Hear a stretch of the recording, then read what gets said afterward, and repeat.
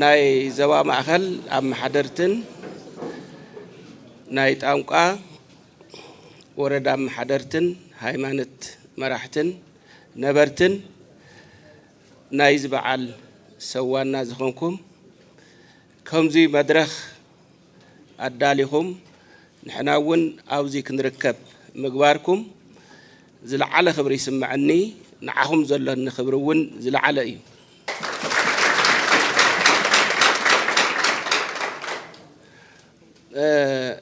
ኣብዚ ተተራኺብና ድሕሪ መሪር ዕጥቃዊ ቃልሲ ህዝቢ ትግራይን ተጋዳላይን ሕወሓት እንዳመርሖ እቲ ብጣዕሚ ዓፋኒ ፋሽስታዊ ስርዓት ናይ ደርጊ ካብ ስሩ ተነቂሉ ተመሓዩ ክድርበ ድሕሪ ዘይ እቲ ስርዓት ደርጊ ምንቃል ሓደ ዕላማና ዝነበረ ምስተወደአ ንኩሉ ብሄር ብሄረሰብ ዘማእኸለ ናይ ባዕሉ ዝኾነ ሕገ መንግስቲ ናይ ፌደራል ስርዓት መሰረት ዝገበረ ባዕሉ ህዝቢ ዘጽደቆ እንዳቀጸለ እንዳሃለወ ኣብ ማእኸል ዝበቆሉ ተረፍ መረፍ ናይ ትምክሕቲ ሓይሊ ፈልዮም ንህዝቢ ትግራይ ከምታ ንስርዓት ደርጊ ካብ ስሩ ምሕዩ ንዘለዓለም ከም ዘይምለስ ዝገበረ ህዝቢ ትግራይ ክጭፍጭፉ ከም ዘርኢ ከጥፍኡ ተላዒሎም ኣለው ዝበልዎም መላፍንቲ ሒዞም ኣብ ርእሲ ህዝቢ ትግራይ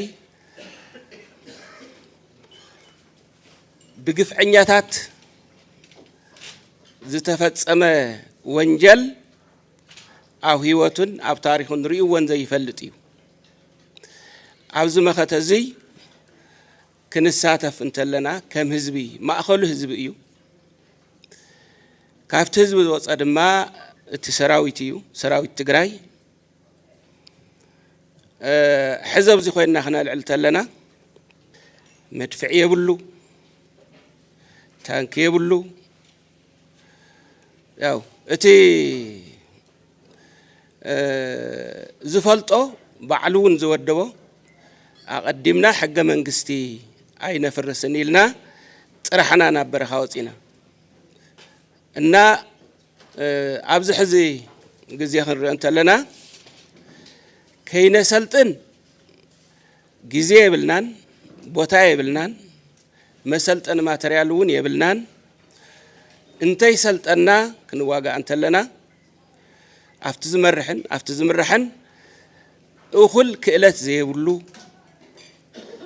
መሳሪኡ እንተይፈለጠ ስልቲ እንተይፈለጠ ክነዋግእ እንተለና ብሰንኪ ዘይምድላውና ዘኽፈለና ከቢድ መስዋዕቲ ዝርስዕ ኣይኮነን ነዚ ሕዚ ዘለና ንመድረኽ ክለዓል ተሎ መበገሲኦም እዚ እዩ ምክንያቱ ሎሚ ኸ እንታይ ክነመኽኒ ቅድሚ ሕዚ መንግስትና ኣይ ንብሎ ሓይሊ ስለ ዝውዕልና ክንገብር ኣይንኽእልን ሕዚ እንተደቂስና ግን ተጠየቕቲ ኢና ተሓተቲ ኢና ማለት እዩ እቲ ካልኣይ እቲ ህዝቢ ዝምልከት እዩ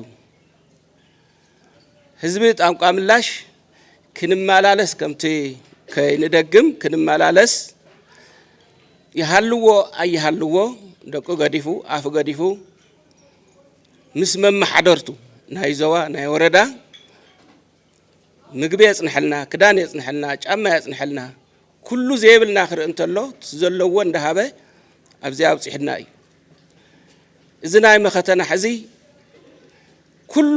ኣብ እንግዳዓ ናይቲ ህዝቢ ተሸኪምዎ እዩ ነይሩ ተጋዳላይ ምንም የብሉን እቲ ህዝቢ ግን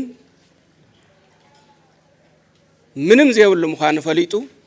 ክትዕወት ኢኹም እናበለ ክንዕወት ኢና ከም ዝበለ ስርዓት ኣይጸንሕን ክፈርስ እዩ ወራሪ እዩ እናበለ ዝነገረና ዝነበረ ነቲ ንፈልጦ እውን ክነገረና እንተሎ ዓሪና ሞራል ንገብር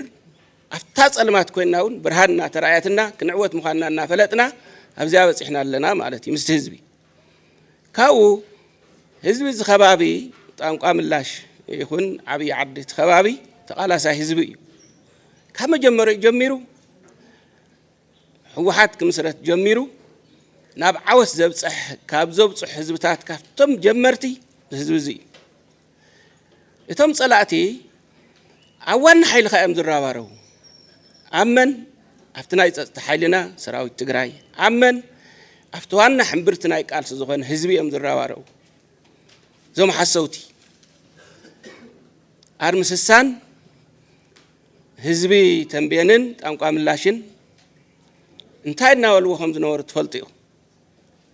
ኣብ ውጭ ኮይኖም ኣብ ውሽጢ ኮይኖም ኣብ ከባቢና ኮይኖም እቲ ጸለመ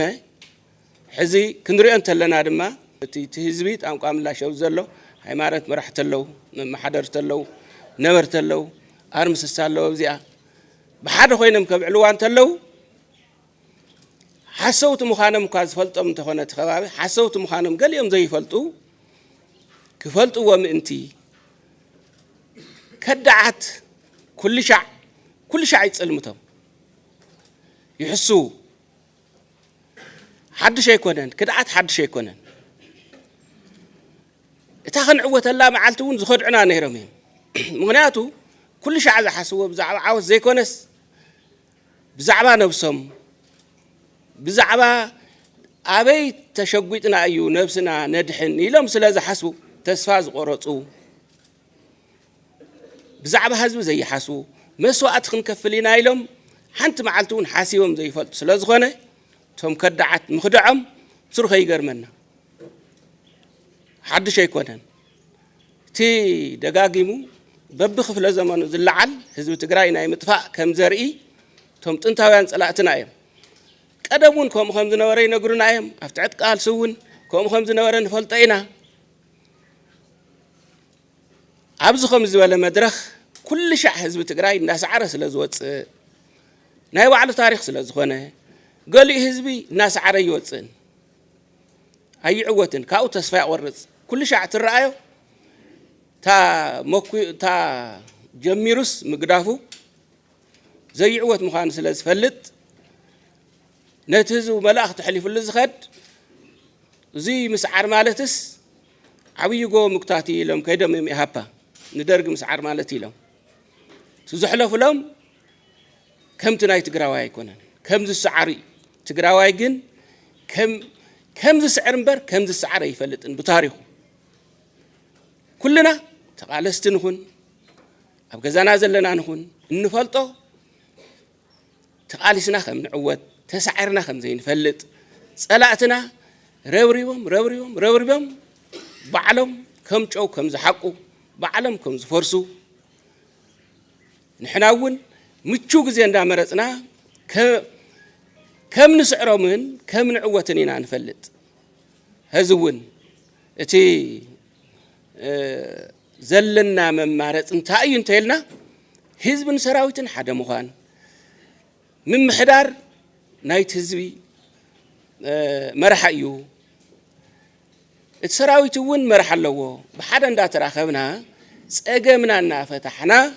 ክንዕወት ኢና ቶም ጸላእትና እውን ዓቕሎም ፀቢብዎም ባዕሎም ምዃን ኣብይቦምስ በቶም ዝኸድዑ ባንዳታት ገይሮም ሆይ የብልዎም ኣለዉ ፈትዮም ኣይኮነን ምክንያቱ ከምኣ እንተዘይገይሮም ኣይሓድሩን ወይ ከኣስርዎም እዮም ወይ ክቐትልዎም እዮም እምበር ኣሚኖምሉ ፈትዮም ኣይኮነን ውርደት እዮም ተሸኪሞም ስለ ዝኾነ እቲ ናይሎም መዓንቲ ኣብዚ ንሕና እውን ተሓዊስና ምስቲ ህዝቢ ኮይኑ ከምዚ ተቀራሪቡ ክህሉ እንተሎ ናብ ኩለን ኣርምታት ንሕና እውን ናብ ኣርምና ካልኦት እውን ብሚድያ ዝረኣይ ከምዚ ምስ ህዝቢ እንተኮይንና እታ ዋና ጸላእትና ዝጸልእዋ እዚኣ ስለ ዝኾነት ህዝብን ውድብ ሕወሓትን ሰራዊትን ቲግዝያዊ ምሕዳርን ሓደ እንተኮይኑ መእተው ስለ ዘይብሎም ገና እንሃለወ ተስፋ ስለ ዝቆርፁ ክሰዓሪ